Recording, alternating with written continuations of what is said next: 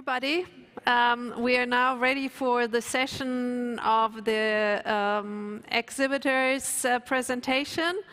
I kindly ask everybody who would like to continue discussions, conversations, to please continue that outside so that we have a good presentation of the booth for the people who are online participating and who would like to see this later. So I know you're in very intense conversations, which I really like and appreciate, but please continue outside. You're welcome. Nobody has to stay during this this lecture, and it's also for those at the tables in the back. It's no problem if you continue outside. Okay, and then I'd like to hand over to Daniel. One more thing, 6:30 we meet outside to walk over. It should be, if you have your badges, your BMW badges, you should be able to keep them for today and tomorrow. It was a pre-arranged that you don't have to hand them back in tonight. That was the idea, and I hope it works. And with that, I think we start with NXP and the presentation. Yeah, thanks, Kirsten. Welcome back again. As promised earlier today, I will be here again to now walk you through the exhibitors which we have here in the studio. We are now starting with NXP first. So, Nicola, I know you well, but I don't know if everyone online watching that knows you. So please, who are you? Who is your company? Sure. So hi everybody, I am Nicola Conser. I am a product manager for the Ethernet switch portfolio of NXP. NXP, of course, is a major player in automotive market. We do anything from microcontrollers to microprocessors to, of course, Ethernet PHY and switches. And yeah, we are here today to show you some of our latest technology. Great, thanks. The good thing is now with me walking through here, I get to see everything. Yeah. So please show the audience what you have here at your booth. Yes. So now I'm going to walk around so that I can show you the demo while they're running. I will just move over here. So let me step here. Sorry. So our first demo is about the SGA 1110 Ethernet switch. This is an Ethernet switch that has a very powerful deep packet inspection technology. And the demo today is to show the benefit of a deep packet inspection feature. So what we have here is essentially a storage unit connected via Ethernet to a laptop, of course going through the switch. And we want to use the deep packet technology to understand what movie is being selected by the user and then change the LED color accordingly. Now, let me try to change a movie here, and you see this. Initially, the first configuration of the switch is essentially no DPI technology at all. So every frame that is received by the switch is processed by software to search for this movie name. And you see this LED blinking in white just tells me how many frames are being received. And there, my software will need to search for the name of the movie. Now, what I do, I instead set up the DPI technology to go to a configuration where I just instead I only search for frames that have a specific name in there. I know the format of my Microsoft HTTP GET protocol, so I know exactly what I need to search. And so now when I change the movie, what happens is that the LED colors change. Why? Because now my software, the only thing it has to do is just wait for the frame that comes in directly from my hardware, and the software just have to decide, the rocket movie goes with a red color, or drone movie comes with another color. So the search function is done in hardware, very easy for the software then to take advantage of that. This is obviously a simple example, but this is the core technology for firewall, for intrusion detection systems, and for advanced diagnostic, and for also triggering many of the TSN standards that have been discussed today. My next demo instead, and I will walk over here, it's about, I need to move over here. Can you come along? Perfect. So we'll do like this. So my next demo here is about the ASIL-B file. So we have a new file called TG1103. This is an ASIL-B file, and we want to show to the market what does it mean to have an ASIL-B component. So essentially, an ASIL-B file or ASIL-B switch are the components that brings a lot of monitor capabilities. They bring documentation, functional safety documentation, like safety manual and FMEDA, etc., but also actual tangible features that can be used by a customer. And what we want to show here is a couple of examples of what are the monitors that can be used by an application. So what you see here is just a simple network with the green board is the TG1103, and the blue board is a partner link. Let me take it here. It's easier because you don't see the board. And yeah, we can change the configuration of, we can add noise to the channel so that you can see problems. The diagnostic features are detecting the problem. So let me show you an example. Of course, it has to freeze now. No worries. Is the problem of live, huh? Yeah. Right. So if you can see from the camera, if you can see my screen on my laptop, I can change the noise in this way here. I change the noise on the network, and here, of course, I am killing all the data because the noise is to the maximum.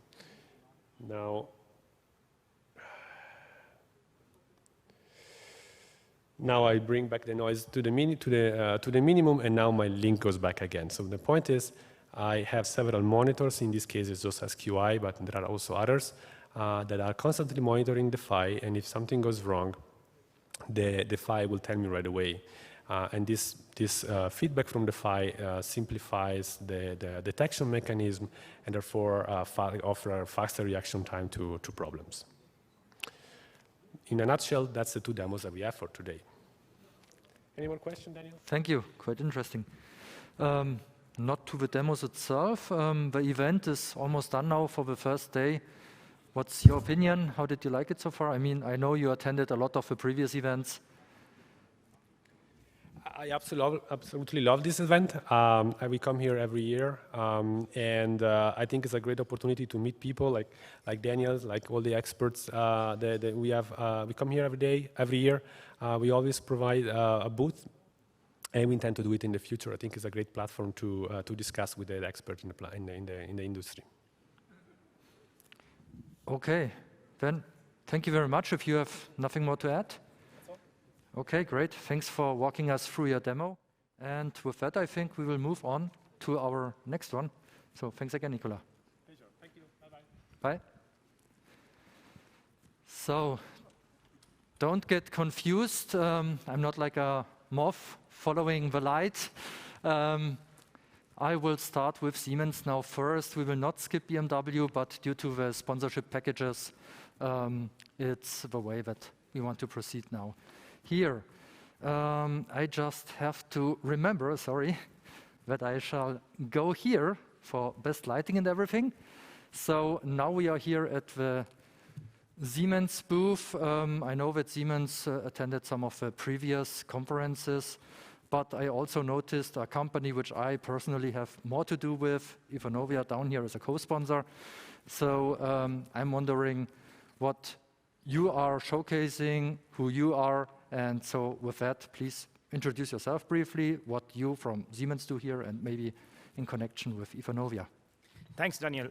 I'm Tapan. I take care for technology of PAVE, PAVE 360. I'll explain it in a moment. And I'm actually the account director, technology account director for this product. Just going ahead. Question is in which part of the business unit in Siemens we belong to? Why are we in the Ethernet conference? Yes, so I know Siemens, but we come from digital industry business unit and software. Why now? The focus is in the past 5 or 7 years. Siemens acquired a portfolio of companies from sensor modeling, TAS, to also simulation company.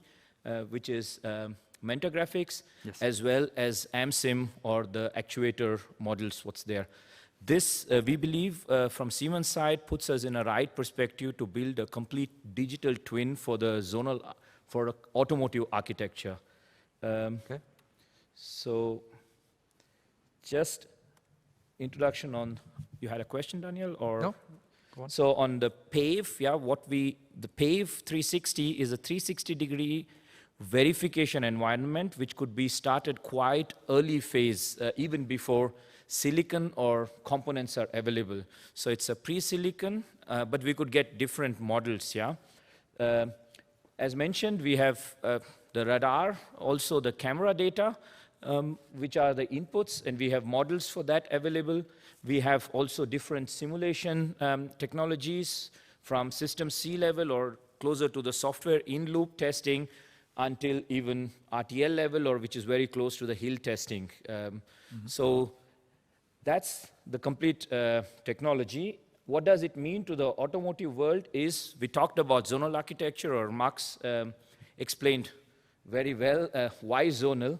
We could build a digital twin for the whole zonal architecture. We have that in Fremont in a secure chamber. We will be building that very soon here in Munich too.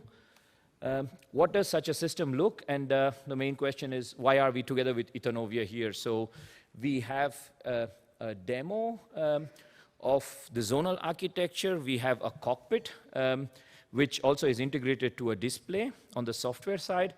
And we have a Carla a game engine, which actually shows the drive simulator. And all of this is connected over a backplane from our technology and built on a transaction level model switch. And in this way, we work with state-of-the-art technology providers like Ethernovia, and we work with them, yeah? So I think before handing over, just a short glimpse of the demo. So here you see this is the model of the whole car, of the architecture which we spoke.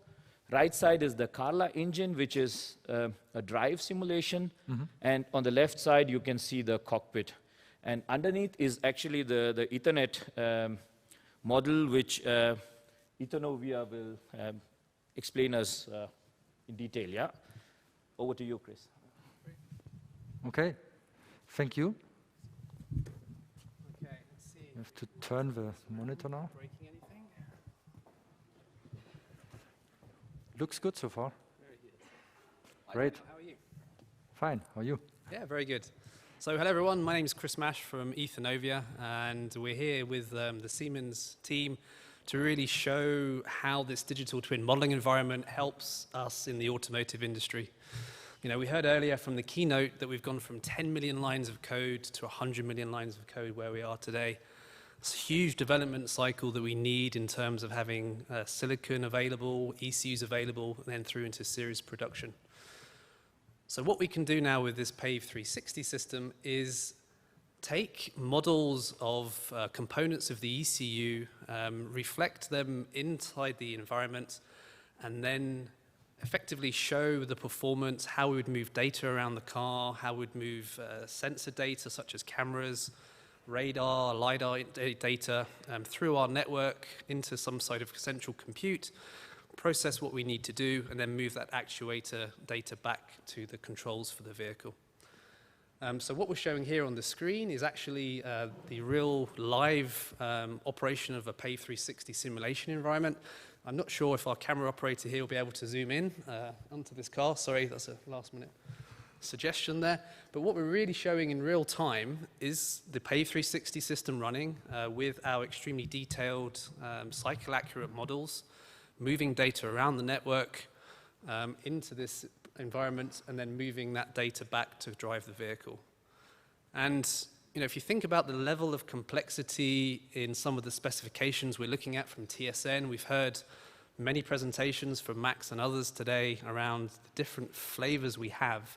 How can we show, again, in a simulation environment, how we can benefit from each of these in the different network topologies and then applications that we have? And this is our goal with implementing our models into the PAVE 360 environment. So hopefully that's a good summary of what we're doing here today. Very interesting. looking forward to seeing more of it in the future, having a fully simulated digital twin, as you said. Thank you. Anything else you want to add about the event itself? No, I think I echo what has been said today. It's great to see people again face to face, having not traveled for a few years. I was also at the first event back in Munich all that time ago. And I think really just the participation we have, where we are today with multiple specifications completed in IEEE and a range of other organizations is really, facilitating the market. We've heard the huge hundreds of millions of devices which have now been shipped. It just really shows that through collaboration, standards, can really drive an industry forward, and look forward to the next 10 years and where that brings us. Thank you very much. Okay. Good, then we don't have to walk far. We just head over to the BMW booth here. I don't have to mention that, of course, with BMW being the place of the very first original Ethernet Tech Day, you could say that they also exhibited at the first ever event as one of the companies. And now I would like to hear who you are. I think I saw you at one of the previous events. But yeah, who are you? What are you showing here today? And okay, so welcome to our booth here at BMW. I'm Stéphanie Chouracon. I am active at BMW in vehicle communications. And today we want to present as cooperation our proof of concept for 10BASE-T1S. So we have here Bernd Sosterauer representing Microchip, which deliver most of the hardware parts. We have also KPIT, named with Anil Kumar, which is representing the company KPIT, who actually brought their expertise in the AutoSAR, and Herman Ferreira, which is also part of BMW, who also supported us in that project. So basically, we are 10BASE-T1S enthusiasts. We are mostly interested into the multi-drop topology that is possible also for the zone architectures. So the main idea was actually to recreate something similar where we have a multi-drop segment connected to a switch, which represent our zone modules, and we inject some traffic in order to stress a little bit the bus. So the beginning of our cooperation was actually based on the introduction into the AutoSAR platform and the support of 10BASE-T1S for MII first, and then the MAC-PHY. So those two solutions are available already in the last release for the MII-PHY, and from this new release in November will be also the support of the MAC-PHY. So basically we have been working together to specify already what needs to be done on the software level. And of course then KPIT supported us for integrating all of the drivers and also make some troubleshooting or additional implementations. So today we have also on this demonstrator a multiple application. So we have here, as you can see here, an animation which is streamed from the tester that is here under. You can see also actually the stream is happening there visually. We have also the control of the isolate with some IP communication as every Ethernet communication that we have on our vehicle system. And we have also another vendors, which is also fully compatible on the same networks. All of them are here connected. And if you notice it, actually the standard specifies up to 8 nodes, and this subnet is actually representing 50 nodes. Okay. Yeah, we actually wanted just to push it a little bit to the limit. Our demonstration is actually here also running.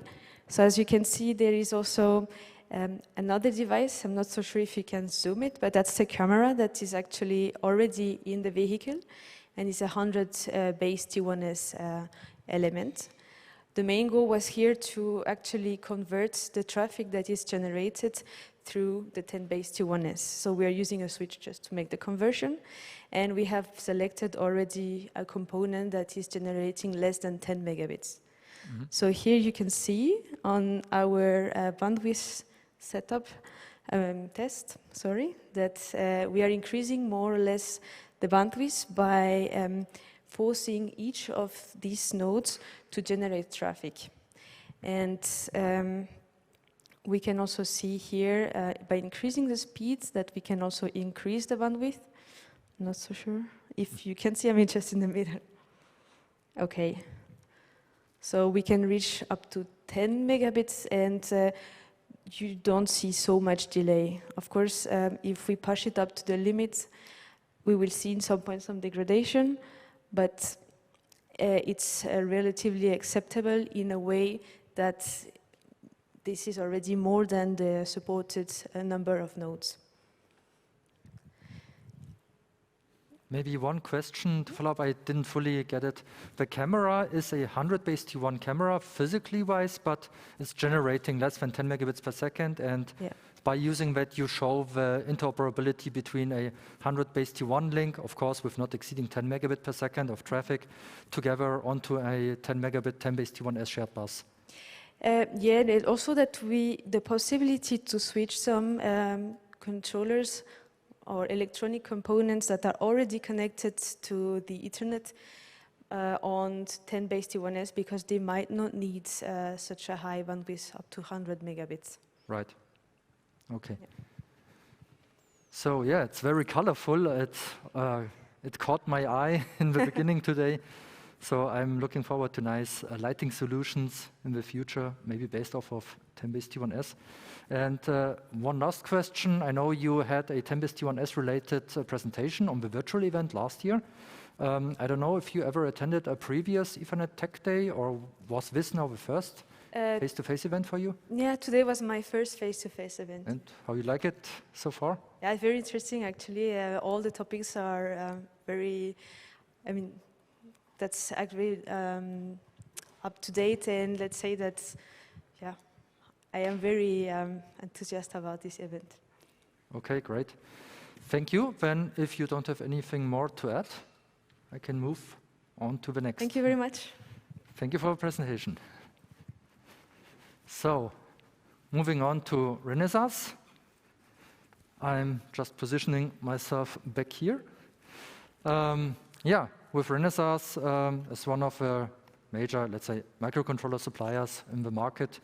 I don't know what other fields you may work in and want to show today, so please, maybe some words to you. Who are you and what is Renesas doing? Okay, so my name is Uwe Schäfer. I'm working in the automotive networking team for Renesas Electronics Europe. So the automotive networking team is part of the automotive core technology, and under the hood of the automotive core technology, we also have the functional safety, the automotive security, and the automotive networking. So why do we combine these three key technologies under one hood? It's very easy. So with the synergies among functional safety, security, and networking, we want to address the challenges of the mega trends of connected cars, of autonomous drive, and of shared mobility. So the Renesas is a supplier of semiconductor products. So we are a global leader in terms of microcontrollers, SoCs, analog and power products, and we serve the markets of industrial, automotive, infrastructure, and IoT products. Okay, thanks for the overview. Do you want to walk us through the demo you're exhibiting here? Yes, I think so. What we are demonstrating on our demo is two bus systems. So we put together the CAN-XL and the 10 base T1S. First of all, let me explain a little bit about CAN-XL and T1S. So both are 10 megabit bus systems. For CAN-XL, it's quite standard that it is a bus system, but for Ethernet, this is new. from payload size and from speed. They are very similar. It's 10 megabit, and they can run up to 1.5 kilobit or 2 kilobit for the CAN-XL. So for the major differences we see among these systems is on the physical layer. So the CAN-XL, we assume it's a little bit more robust because of a lower carrier frequency. But it's very early to make a prognosis which of the two 10 megabit systems will survive. Therefore, we will implement, let's say, both interfaces on our products of the next generations. So the demo itself consists out of 3 ECUs. We have a domain controller here, which is connected to 2 ECUs by CAN-FD, by CAN-XL, and by 10BASE-T1S. So what we can show, we can change the frame size, the bus load, and then see the interaction of the processes.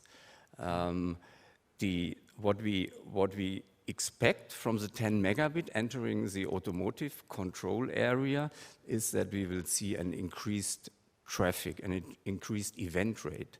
So this event rate will cause a high load to the CPUs, and therefore we are considering measures how to reduce this. So what maybe I can go a little bit closer here if the camera is on the screen. So you see here CAN-FD, you see CAN-XL, and you see 10BASE-T1S.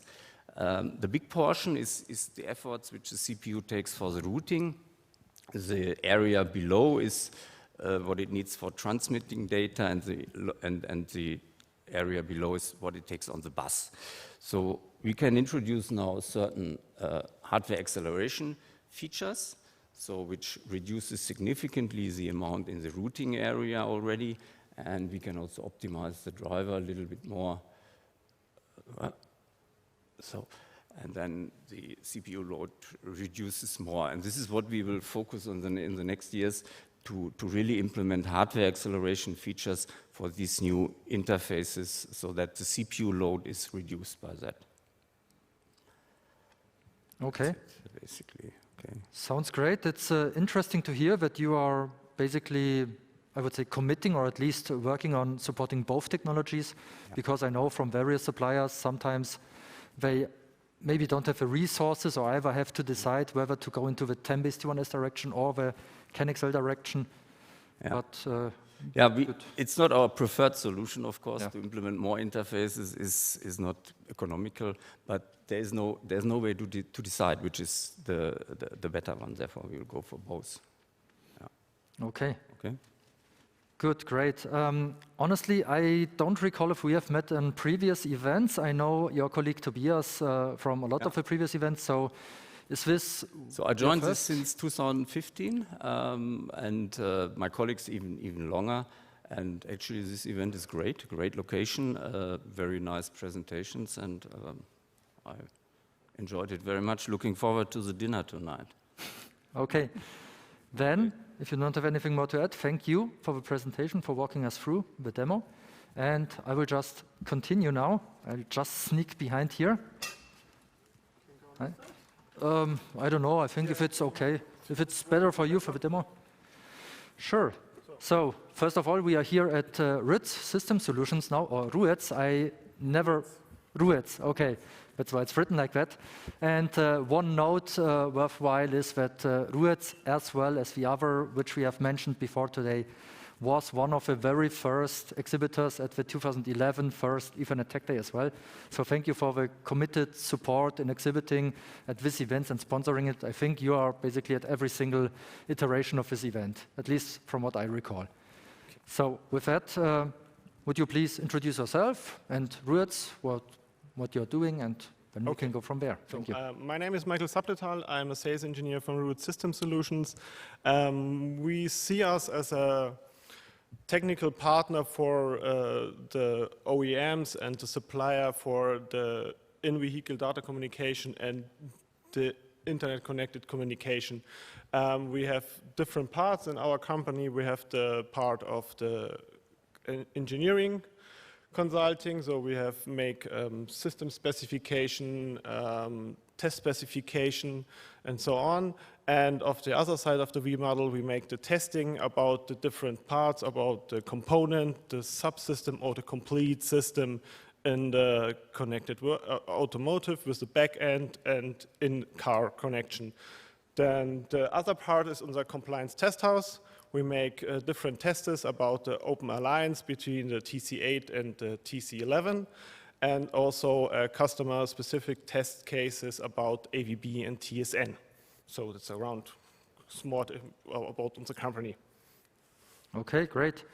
I see a big box here in front in the screen. So you want to show us something? Yeah, we have 3 boxes on the booth, but nothing is active at the moment. So we have some hardware problems about the components. We have no chips enough, but we can make active things. Yeah, that's the real life. But so part things, and the right is the Ethernet Live monitor. It's a solution. Yeah, this one. A solution for log and trace AVB streams. He is an option to minimize the data volume for data logging. So the Ethernet Live monitor checked in real time the Ethernet stream about different rule checkers you can configure in the first part, and then we find a mistake, he can trigger the data logger and only save the data around this error. And the engineer after that can easier to find the problem or the mistake and can fix it. That's the goal about this case. And in the middle we have the automotive Ethernet tester. He is a high automotive test system for TC8 switching testing and AVB TCN component level testing. It's fully controlled per PC. You can configure the DUT and what test cases you want, and the rest make the DUT. He can control the power supply and different things. You have a PPS output who can see the synchronization of the GPTP and so on. And the last part is the TSN endpoint. So we can use it as listener or talker, and we can evaluate different scenarios about the IEEE Standard A02.1 AS and different queue about all the different time shapers we have. Yeah, that's the 3 parts, and all of this came from project or out of our consulting work. We see, okay, we have a problem, or our customer have a problem, and what is the goal for the customer, and what can we do? We can work efficiency and faster for fix the problem. Yeah. Okay, good. I think you mentioned it before. I know from my work at Continental that you are with test house, also with all the equipment for doing all the verifications according to the open specifications. And I know that also Georg Janker, for example, was heavily involved in TC8, creating the ECU test specs, etc. Speaking of which, I know Georg a long time already from previous events. What about you? Is this your first event or? No, it's my 3rd event. My first event was in London, 2018, and then this was my 3rd event now. And yeah, I'm very happy to hear. We have a personal event, and it's fine to see all the guys again. And thanks, and Rosalinda, for the organization. It's nice organized, and I hope we have a nice evening today. Great, Van. Thank you very much. You're welcome. We will just move on to the next booth. You want me to stand here, or where's best for you? Here is okay. I will just stay here. Okay, so we are now at Kdpov. I know Kdpov as, let's say, the main creator of optical automotive Ethernet PHY technology. Yeah, with 100 megabit, gigabit, but I'm sure you will tell us more about that. And I see a lot of technology here, so I'm very curious on what you're exhibiting today. But first of all, would you please introduce yourself? Who are you, and what are the fields which Kdpov is active in? Yes, my name is Cesar Esteban. I'm the field application engineer in Kdpov. For those who don't know us, we are the optical guys. We develop optical transceivers to operate in harsh environments. And of course, automotive is our most important market where we work. The Kdpov is, as I said, is a semiconductor company. We develop transceivers and the optical transceivers. Why optical?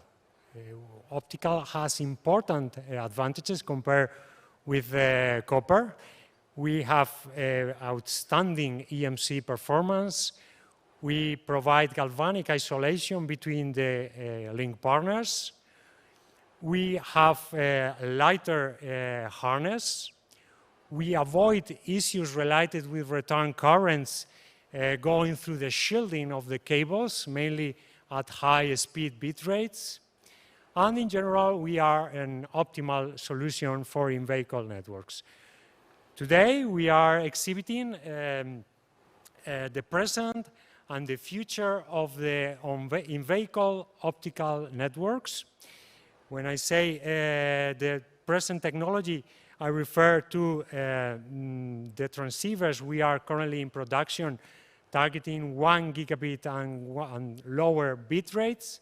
You can see there we developed the PHY itself, the physical layer, which integrates the physical medium attachment and the physical coding sublayer according to the standard, to the IEEE standard. And it also, we have incorporated also the FOT, which is the fiber optic transceiver, okay, which implements the PMD, the physical medium dependence. So the whole port is provided as a solution by Kdpov, and there are different solutions also regarding the connection. Okay, you can see here on the booth different solutions coming from different suppliers regarding the header connector and the harness.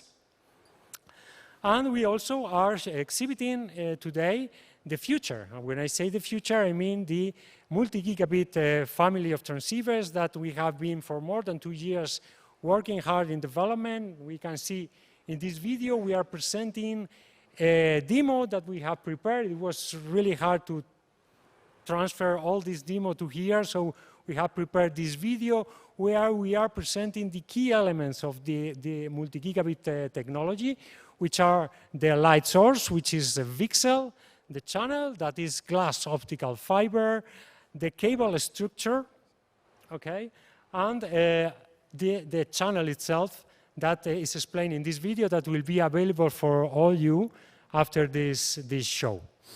We can see there in this part the fiber that in this case is not plastic optical fiber that was used for 1 gigabit. For multi-gigabit we'll be using glass fiber with structures that come from other industries that are using glass optical fiber for harsh environments as well, and that have been demonstrated to be suitable for this kind of applications. So in the demo, you can see it's 50 gigabits per second. That is the maximum bitrate that is standardized under IEEE, because Kdpov, I didn't mention, is leading the standardization process of optical Ethernet in automotive. And you can see the setup there that we are operating a VCSEL with low VCSEL driving current to have or to reach the quality and reliability levels that are required by automotive industry. You can see Kdpov is applying adaptive DSP, digital signal processing, to open the eye diagram after 40 meters of glass optical fiber. So you are all invited to visit our booth, and we can explain you more in detail the key elements of this technology. And we will be more than happy to attend you and be with you explaining all this technology. Great, thank you. Yeah, I maybe can already spoiler that in the questionnaire which was sent around, one of the answers as a big challenge in the next years I gave was the EMC problems with higher multi-gigabit Ethernet. And for that, as far as I understand, your optical solutions might be one potential solution, or at least from what you are saying or explaining us, maybe with superior performance EMC-wise compared to copper. Yes. Yes, you're right, and I'm not surprised that that is one of the biggest concerns about the Ethernet technology, as shielded cables is a solution to have higher bit rates, but it has some pitfalls that we must have into consideration. When we adopt optical, we can solve immediately some of these important issues regarding EMC compatibility, ground loops, and return currents going through the shielding of the cables that are a real headache for most of the OEMs that are implemented gigabit and in the future higher bit rates for the in-vehicle network. Okay, sounds promising. I'm looking forward to results and everything. So thanks so far, Cesar. I think this may not have been your first live event of Ethernet. No. I've been in San Jose, in Detroit, in Munich, other editions. Following I've been for a long time attending, yeah. Okay, so you're also glad being back face-to-face, I guess, this time? Yeah, it has been great to be people presentially. It's a great experience to recover this kind of events. It's fantastic, really. Great. Then thanks again very much for walking us through your portfolio and what you're exhibiting, and looking forward for that in the future. You are welcome. Good, thank you. Then let's move on. I just have to watch out that I don't trip over the tripod here. So John, I just position myself like this. I hope this is okay. So yes, John, I know you already for a couple of years at least, but maybe first of all, Intrepid Control Systems as a, let's say, test equipment supplier, as far as I understand. Who are you? What is your role? What is Intrepid offering? Yeah, hi, my name's John Simon. I'm a product and applications manager at Intrepid Control Systems for automotive Ethernet products. And if you're not familiar with our company, we're based in, our headquarters is in Detroit, and we make network interfaces for different use cases, whether it's logging, simulation analysis, debugging, et cetera, and then also software that supports those same use cases. In the context of automotive Ethernet, most of our products would fall under categories of media converters, active taps, Ethernet switches, et cetera. Okay, good. I see that you exhibit a lot of your products. I know that your, let's say, brand sign is that you always have this nice, colorful, rugged-sized protection there. Mm-hmm. So, yeah, I guess that you are keen to show us through your products, which are shown here. What we're demonstrating here are several of our products. Rad Gigastar is a dual active tap for gigabit. One tap is 1000 base T1, and then the other tap consists of two ports that are SFP, so you can choose whichever media you'd like to tap. And then also we have two automotive Ethernet switches, the Rad Epsilon, which is, has 6 ports of 1000 base T1 and two 10 gigabit base T ports. And what I'm demonstrating here is time-aware shaping, which I know based on some of the discussion today, maybe it's falling out of favor or it's a less favored form of quality of service for TSN, but there's still, I get frequent questions about it and how to demonstrate it and things like that. Mm-hmm. So what I'm doing is I'm using the Gigastar to transmit a 1722 stream into a time-aware shaper. And if I can move over here just a little bit. So the time-aware shaper, this graphically shows that the gate Q7 is open for 125 microseconds and then is closed for the remainder of a 1 millisecond cycle. And the stream I'm transmitting is a slightly longer period so that each frame is going to appear in a different window of that cycle. Mm-hmm. And so, for example, this frame here is coming roughly 300 microseconds into the cycle, and its latency between when it's transmitted and when it actually can be go out of the gate that it's open is on the order of 800 microseconds. Right. So these counters are just showing that the frames are hitting each of these slots and demonstrating that something that's from the perspective of the time-aware shaper is asynchronous, and the time-aware shaper is basically putting it into a deterministic time slot when it transmits it. Mm-hmm. The other demonstration is related to ingress rate limiting. I'm using Another feature of the RAD Epsilon, this is with the case open, is it's a development platform for an NVIDIA Jetson. So that's what's running here. We have Linux running. I'm using it just to generate Ethernet traffic for the purpose of the demonstration.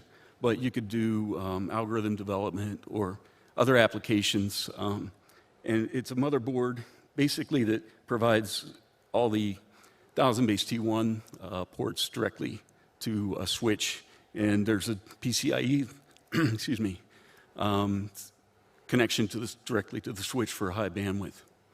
And so the Linux running on the Epsilon is sending a stream back and forth with something running on the PC. And this is just demonstrating the stream content. And if you could look closer, it would show you that there's some ingress or rate limiting going on. Mm-hmm. Okay. So those are our two demonstrations on the TSN standards. Good. Maybe asking for a, I don't know, sneak peek or some heads up, looking at 10 base T1S as well as multi-gig automotive Ethernet. I'm sure you already have something in your labs. Oh, absolutely. We get questions all the time of, what aren't we demonstrating yet? And I mean, it's safe to say that a lot of the topics on the program for today and tomorrow are directly related. Definitely multi-gig, working on 10G base T1 media converter, and then on to taps. 10 base T1S, definitely, that's also that's also in development. MaxSec is another technology that we're working to integrate into our tool set as well. Okay, great. Sounds promising. Sounds that you're not getting tired of your work and of new ideas and topics to work on. That's good to hear. As for you, with the attendance at the events, I'm pretty sure it's not the first real face-to-face event of Ethernet. My first was shortly after I joined Intrepid in 2017 in San Jose. So that was my first event, and I'm really glad to be back in person this year to partly, reconnect with people I've talked to in the past, but also participating in some of the like TC11 and some of the technical committee meetings and Max's TSN meeting. A lot of new names. It's nice to be able to put faces to the names of the people on the phone. Yeah, definitely. I totally agree. And thanks for walking us through your demos. Thank you, Daniel. Thanks so far, John. Then I will head to the other end of the room. And we will continue with TSN, time-sensitive networks, systems, and yeah, it's quite a walk if you want to somehow, make use of the time. So I will just position myself here. Is this okay with you? Yeah, that's very okay. Okay, I think we just have to wait for a second for the boom mic to arrive. Great, so we are here at TSN Systems. I have to admit I didn't have too much to do with you yet work-wise, but of course with the name of your company, I think the name is the program, so time-sensitive networking is with all the standards what you are basically working on. So I think it's about test equipment majorly, but yeah, I would just pass it to you, so maybe you introduce yourself briefly and the portfolio of your company. Okay, yeah, thank you. My name is Jürgen Schöring. I'm Managing Director of TSN Systems. We are a German company with around 50 people, and yeah, TSN Systems, the name is the program, so time matters. So we're doing this basically since 2008, coming out initially from the ABB Pro Audio realm, and around 2016 we decided that there might be a need, if you assume that TSN plays a major role in in-car networks, there might be a need to have a fresh approach to develop and validate this stuff. And so I was, 2 years or 3 years ago, there was a kind of a discussion when we popped up if who needs TSN and why is it needed at all.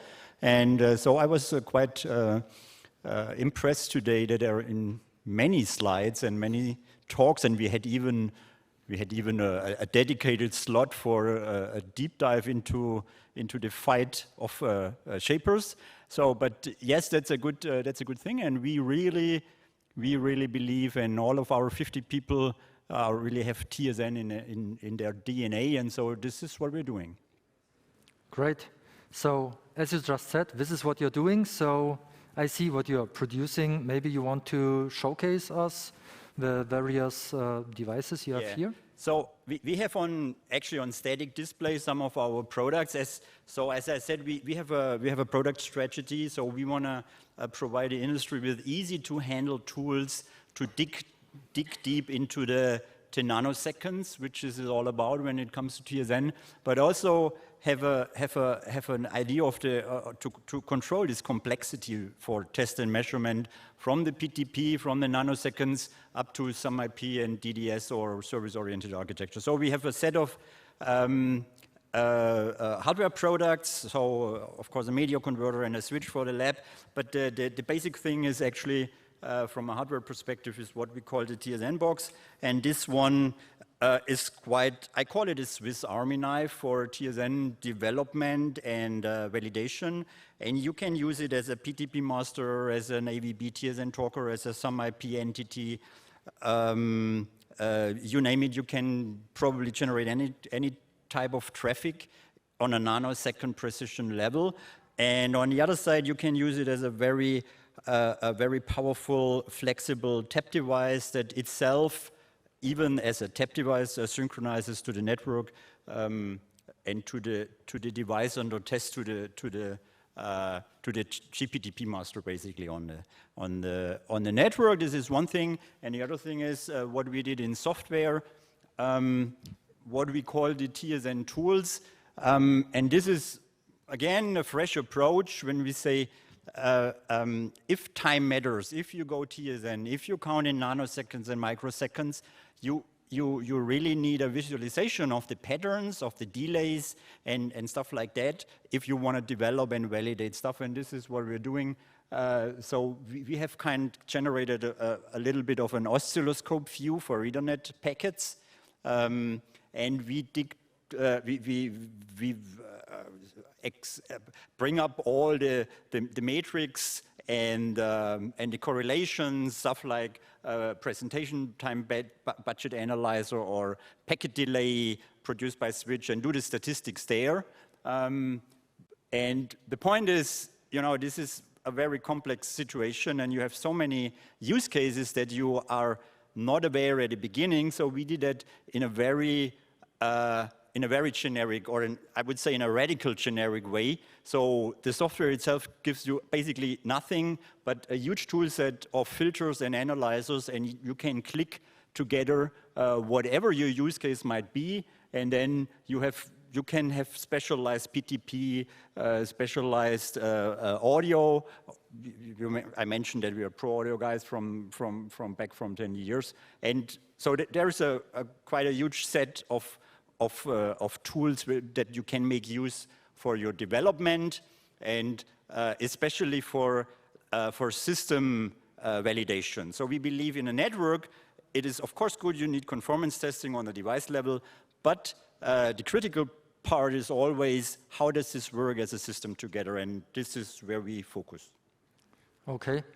Maybe one additional question to your software. I'm not sure if I got it right.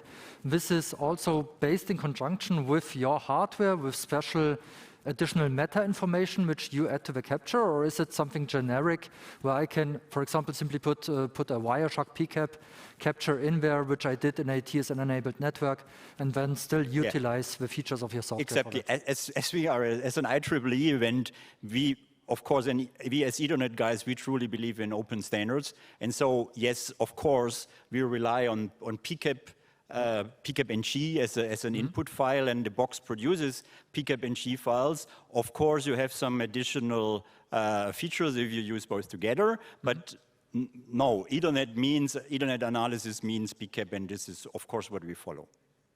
Great. Very good. Sounds interesting. Thank you. One other question which I had, which I have to recall now. Little thrown off now. I'm not sure if I can recall it. Yeah, right, sorry for the delay. It was a thinking pause. Looking at TSN, which still is in active development with some additions and revisions, maybe not as much as has been done in the last couple of years, where a lot of basic features and standards were added in the standardization, but now still with something being in progress. You are basically always reiterating on your TSN box and everything to add on the newest revisions of the standards and the newest additions.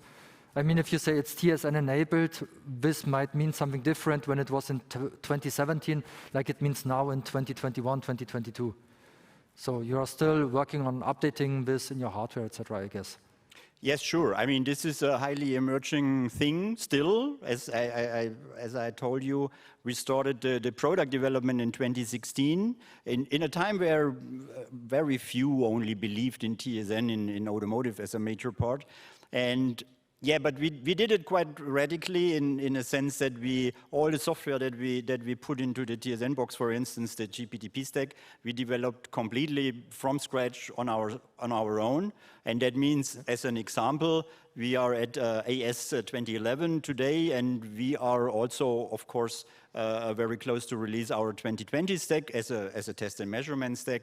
The things like QBB, QAV, the shapers, and so on, CB, redundancy, we are even adapted for frame preemption. So as we do this for quite some time, relatively to what the market is adopting, this is basically not an issue for us, and we are aware of that. Of course, the next big thing is we're close for the 10-base-T1S link to release it on the box. And of course, the next big thing for us is, beside this some IP and service oriented, which is, I heard today, and I'm happy to hear that even the some IP traffic is meant to kind of be shaped or time aware, right? So that's one part, a big part to bring that all together into the equation. And the other part, of course, is the multi-gigabit thing, which we are actively developing. Okay, good. So for yourself personally, I guess this is not the first event. I think no, I have been. I mean, we actually exhibited also twice, and yeah. So the event is great. So you feel like you are at the heart of the decisions, especially here at BMW, right. And the venue is great. And yeah, and personally, of course, it is number one. It is good after the COVID lockdown to see the colleagues and in person. And number two for us as TSN Systems, again, it is great to see these topics on the slides and not only as a theoretical IEEE thing, but hearing it from OEMs as a basic part of their future architectures. That's great. Yes, these in the end are the customers and the ones who build the cars, and it's good that they believe in and they see the need for that and for the testing as well. So, okay, if you have nothing more to add, Jürgen? No. Then thank you very much. Thank you for the presentation. I will just move ahead here. I'm not sure where I should position myself now with that stand in front, or maybe. Where do you want to place yourself? Okay, we just have to get the boom mic here.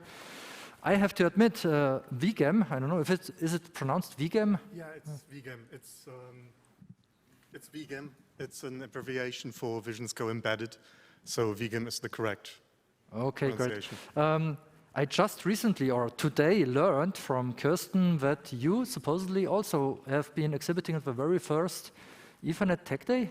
Already in 2011, your company at least? Yes, the company was founded in 2009.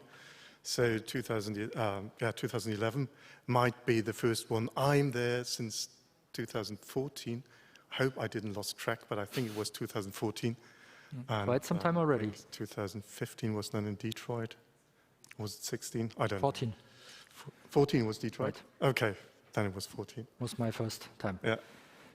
Yeah, but I have to admit that I'm not that familiar with your company yet. Maybe I have overlooked it, but it seems you're around for a very long time already. So maybe you want to tell us a little bit about you and about what ViGEM does. Yes, with pleasure. My name is Peter Blume. I'm working in sales and marketing at ViGEM since 2014, as I said. And the company itself is a German company, headquarters in Karlsruhe, which is halfway between Frankfurt and Switzerland, near to the French border. And we have an office also here in Munich. And the whole company is purely focusing on automotive applications when it comes to data logging and data handling of high data volumes. And so this is exactly what is also the subject here today. If you think of the bandwidth, which are, well, over the last years were exploding actually. Right. And the requirements that change have more modular concepts, have more flexibility with the data loggers, have, as these systems are now distributive architectures. And so for a bit of time, we have here are the current data loggers which we are providing to our customers, which have roughly 25 gigabit per second data recording speed, and we have data storages which are removable with up to 64 terabyte.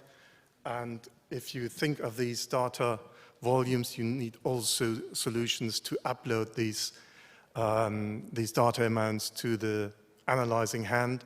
So we have copy stations which are then in the data centers located, where you can upload from the data storages the data with 100G interfaces to the servers for analyzing the data.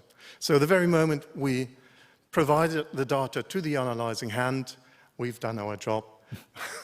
But it's still a very important task and quite performing or performance needing, I guess, with that bandwidth. And as we have heard, with multi-gigabit and even higher speed rates being standardized, you're probably still, it will keep you busy in the future to keep up with that. Absolutely. And what was also today in the, I think it was in one of the first presentations, it's about startup time of the system in the car, it's about wake and sleep, it's about scalability, it's about bandwidth that is growing. And also, this is also reflected in these data loggers, because you must start up very quickly. Right. This is done with the capture modules, which are then connected by Ethernet, 1G, 10G. We also have 24G possibility. And until the system is really run up, they are buffered in the capture modules. And when the data logger has started and runs, the buffer is then, with the timestamps, of course, in nanosecond resolution recorded. And yeah, the systems offer a high grade of flexibility. That's the most important point, because the development is so quick. The requirements change every month, you can say, or even more often. So you really have to have a flexible, adaptable system. And this is also something that is really one of our focuses, make adaptation possible, because it's not only hardware, it's also software. And this is, I think, a good combination, which ViGEM has, a good hardware, but also resources for adapting within short time to applications and requirements that pop up somehow. Okay. I don't know, do you want to point out something in close-up of your devices which you have exhibit? We have here, that's what will come next year. So this is what is existing, and this is what is coming next year. This is sort of an evolving step. This is not 25 gigabit per second, then this will be 50 gigabit per second recording speed. Data storages will be the same. Actually, at the moment, 64 terabyte max. And you always have a data outside. That's the front side, where the removable data storage can be taken out or inserted. And then you have a data inside. And you see it's lots of Ethernet interfaces, 10G, 1G, 100 base T1, to adapt the system to the very needs of the customer. And on this side, from the principle, it's the same. You have a front side where you have the data storage which can be taken out, and you have the back side where you have the interfaces.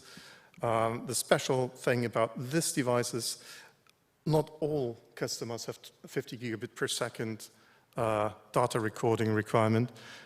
So this is an approach which is a little bit smaller for lower data rates, up to 10 gigabit per second. And we can customize that here. The upper area of these Ethernet interfaces can be exchanged to whatever, CAN, LIN, 100 base T1, what is required. So you offer, let's say, adapter boards or insertion boards with various interfaces. Exactly, yes.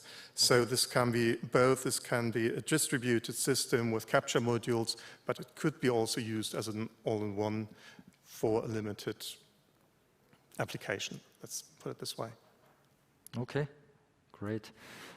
Since you're working at this job now since 2014, you said, I guess this is not the first event you have been attending for the Ethernet Tech Day? No, this is not the first event. You said before. Yeah, Detroit 2014, yeah. I think it was the first event. Still a good event. I really enjoy being here after, 1.5 years of home office. It's actually the first event, first conference where we display again live and in color. Yeah. And so, happy to be here. Happy if we can be the next time again here with the IEEE. Yeah, thanks for having you and ViGEM as one of the sponsors this year. Thanks for your continued support. And with that, if you don't have anything more to add, I will move on to the next one. Okay, thank you very much indeed. Thanks, Peter. So let's come to our second last exhibition here. It's GRL, Granite River Labs. I think I will just place myself here if that's okay, if I'm not interrupting anything. Yeah, so GRL, I didn't know the name in the very past. I know it since a couple of years, but maybe for the colleagues and participants which don't know GRL yourself, maybe you want to introduce yourself briefly and what GRL is doing. Sure. Again, good evening, good morning, everybody. My name is Vamshi Khandala. I am the Chief Strategy Officer for Granite River Labs, based in Santa Clara, the Silicon Valley. We are a test engineering and automation solutions vendor with various locations all over the world. And we recently opened up our German office and lab in Karlsruhe. So basically, we are neighbors to ViGEM. We concentrate on various markets worldwide. We offer an important testing and validation service ecosystem for most markets. We concentrate on consumer, data centers, enterprise networking, mobile, and now automotive networking. So we specialize in the end-to-end compliance and test portfolio markets, if you will. We are especially interested in automotive Ethernet. Our background is automotive. And we're looking forward to essentially expanding and providing a key element of automotive testing, along with the other standards that we provide, which is USB, DisplayPort, high-speed SerDes, et cetera. That's what we do, and we're really looking forward to taking this forward. Great, thanks for the introduction. I see some equipment exhibited here, so do you want to showcase something in detail? Yes, yes. So we have a lot of stuff to talk about here, but I think a good segue is what 10BASE-T1S seems to be the flavor going forward in automotive Ethernet. I think my colleagues at BMW, colleagues at Renesas, they spoke about 10BASE-T1S from a development as well as a solutions viewpoint. We are here to expand that into the testing and compliance space. So we're with our partners, which is Rodi and Schwartz, the gentleman here. We are partnering with Kdpov along with Microchip. We are showcasing a 10BASE-T1S test setup. which I will talk about going forward. In addition, we're also showcasing Kdpov show and tell for their multi-gigabit, or what should I say, gigabit Ethernet or optical fiber, GPOF testing. We'll talk through that. In addition, we are also showcasing our wired and wireless charging test compliance testers. Essentially, we are an authorized USB and Qi authorized tester. So we're talking through that, and I'll also mention a little bit of that. But the goal is to expand on the automotive Ethernet ecosystem through 10BASE-T1S, and then do multi-gigabit SerDes as we go along. So here, let me just talk you through what we are showing. So the test setup, typically, as I said, mentioned before, we're using a microchip evaluation board. We're also using a standard controller in this scenario, a Raspberry Pi.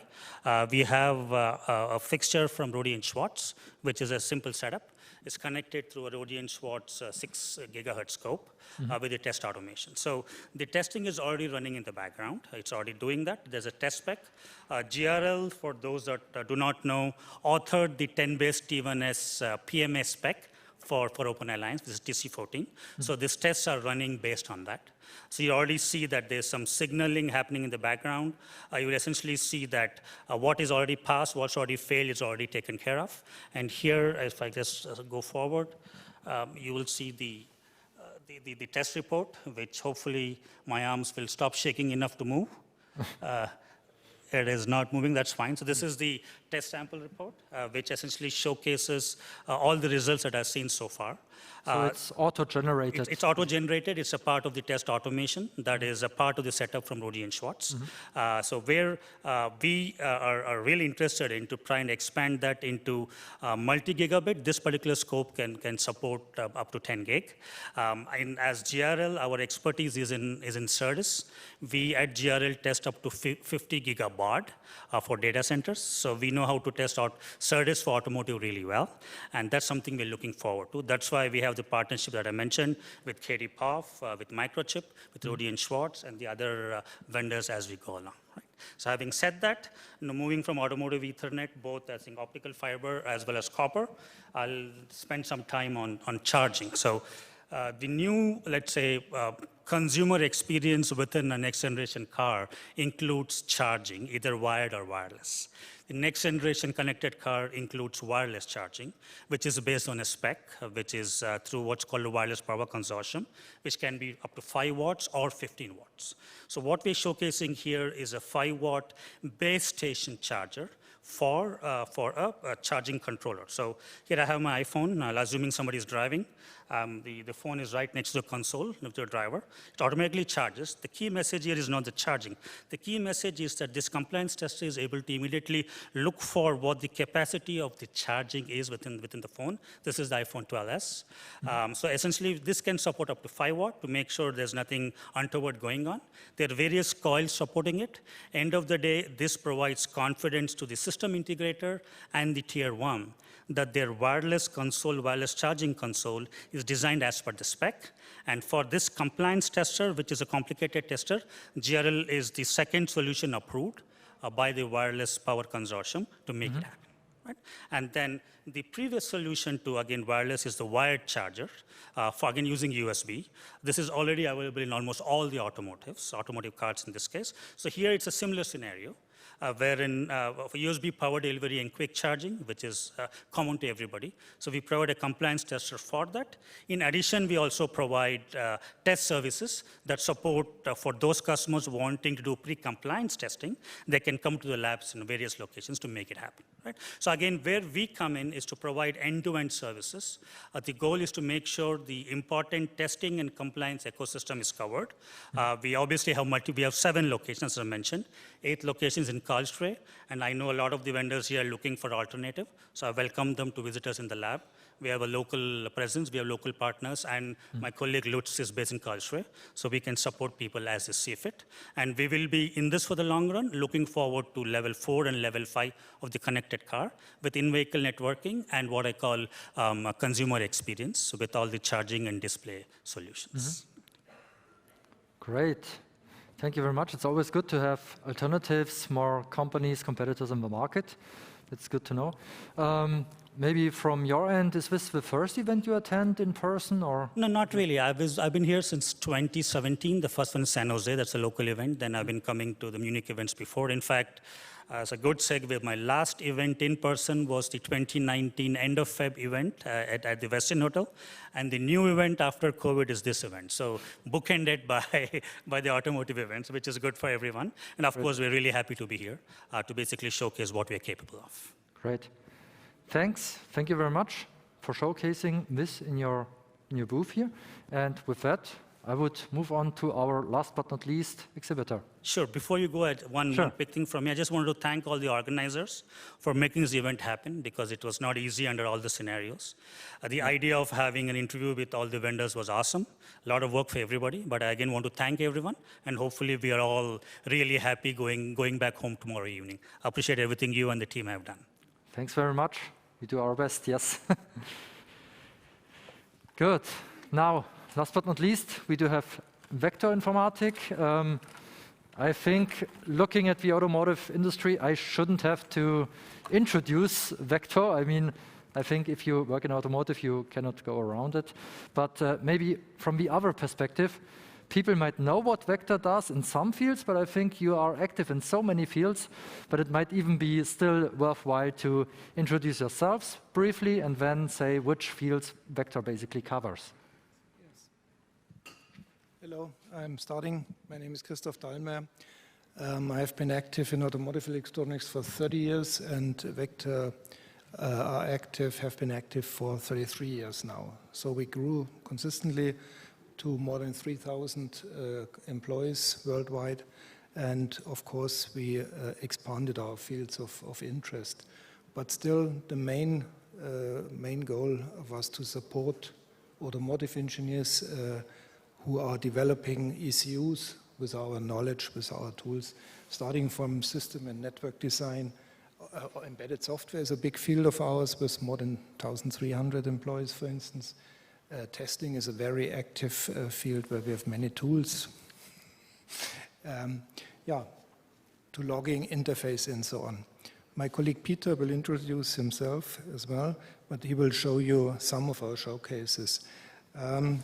After several stations I did for something like abroad in Italy and Austria, I'm now business development managers for loggers, which are quite special.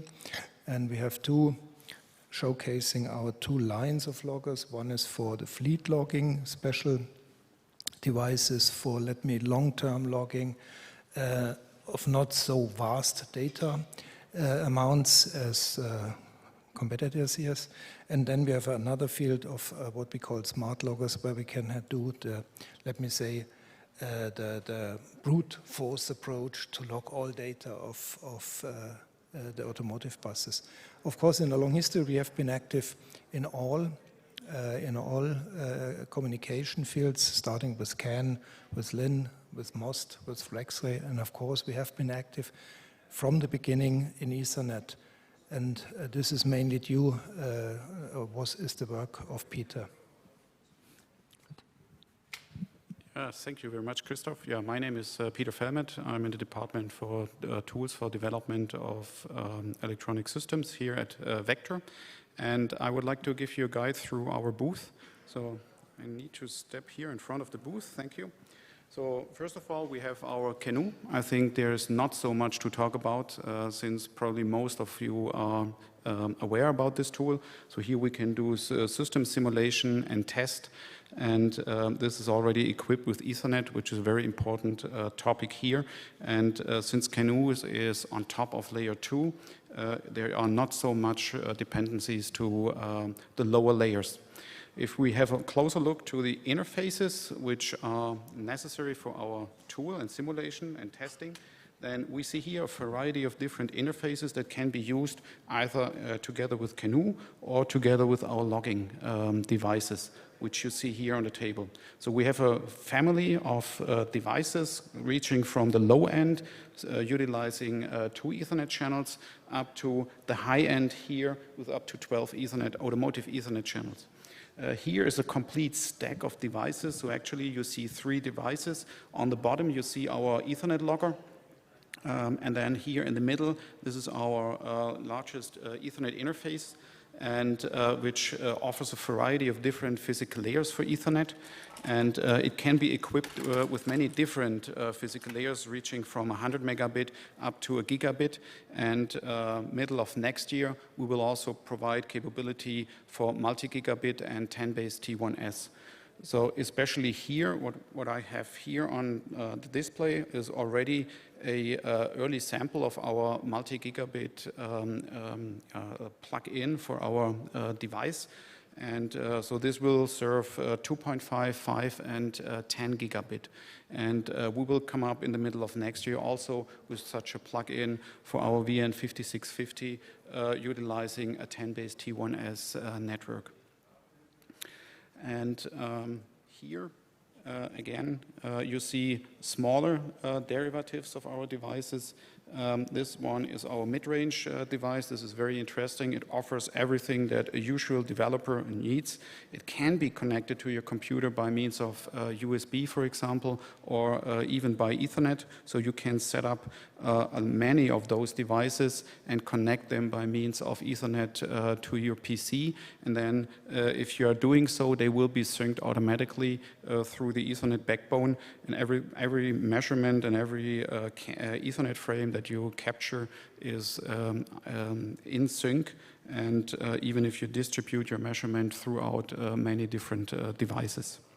So it will be in sync by a PTP synchronization, which will run automatically in the connected devices. And since we utilize standard protocols for the time synchronization, we are capable to also combine our solution with third-party solutions. So if you have additional equipment that can be synced by IEEE 1588, then you can also include this in the setup, and everything will be in sync.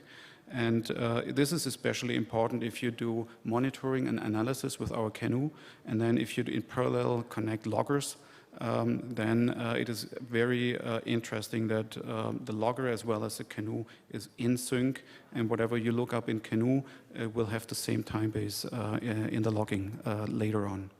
So Christoph, you would like to tell more about those two loggers here?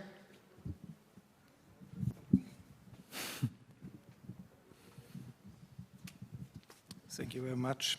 Yeah, as I briefly introduced, this is a complete different range of loggers, starting with very small ones for 2 CAN channels, for instance, up to the bigger ones with several CAN channels, up to 24, several LIN channels, and of course, automotive Ethernet. Normally, this is not used so much in engineering, but typically in road test. So you equip, for instance, a fleet and run hundreds of thousands of kilometers and sample, let me say, the error states. This is the main goal of this type of loggers. Maybe I may add to your normal question you raised to the people.